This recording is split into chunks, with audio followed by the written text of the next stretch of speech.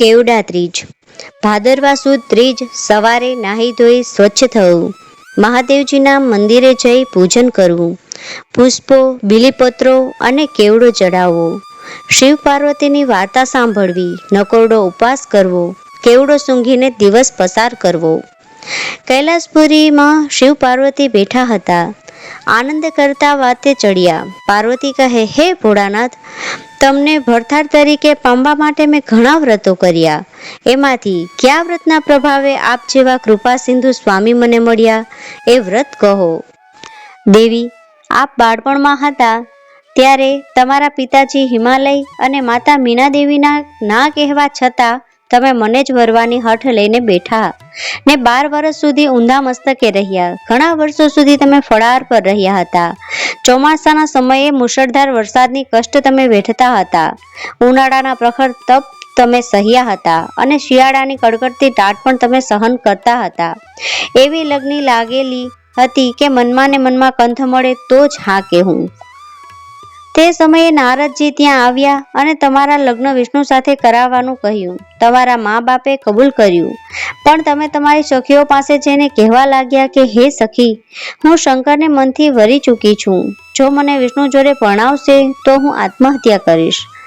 ઘણા વિચારના અંતે તમે છાનામાના જંગલમાં નાસી ગયા અને ગુફામાં શિવલિંગ બનાવી તમે મારું પૂજન કર્યું.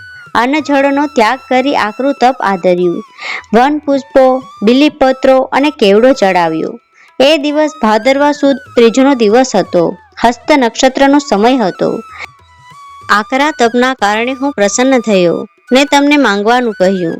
તમે મને પતિ તરીકે માંગ્યું અને મેં સ્વીકાર્યું. થાક અને જાગરણથી તમે ઘણા જ દુર્બળ બન્યા હતા. તેથી તમો એક વૃક્ષના શીતળ છાંયડે સૂઈ ગયા. તે સમયે તમારા પિતા તમને શોધતા ત્યાં આવી ચડ્યા. તમને જગાડ્યા અને પૂછ્યું, બેટી, આવા અઘોર વનમાં આવવાનું કારણ શું? ત્યારે તમે કહ્યું, પિતાજી, શંકર સ્વામી મેળવવા હું જંગલમાં આવી હતી. હું શંકરને વરી ચૂકી છું. પિતા હિમાલય તમારી વાત સાંભળી રાજી થયા ને તમારું લગ્ન મારી સાથે કર્યું. તમારું વ્રત ફળ્યું. એ વ્રતના પ્રભાવે આપણે પતિ પત્ની બન્યા. પણ દેવી, તમે સ્નેહમાં એટલા બધા ડૂબ્યા હતા કે બીલીપત્ર સાથે મને કેવડો પણ ચડાવ્યો. કેવડો મને ચડતો નથી, છતાં તમારા સ્નેહના કારણે મેં એ સ્વીકાર્યો હતો. આમ આ વ્રત કેવડા ત્રીજ કહેવાય છે. કેટલાક તેને હરિતાલિકા વ્રત પણ કહે છે, કેમ કે હરણ થયેલા તમે આ વ્રતને પ્રભાવે મને પામ્યા અને તમારા સ્નેહથી હરાયેલો હું, જેથી કેવડો મને પ્રિય લાગ્યો.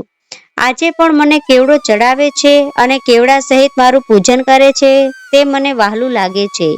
આ વ્રત કરનાર પરલોક ઉત્તમ પદ પામે છે. વ્રત કરનારાઓ શિવલોકમાં વાસ થાય છે. આમ વ્રતના પ્રભાવે મારી કૃપા મળે છે. ઓમ નમઃ શિવાય. મહાદેવ હર.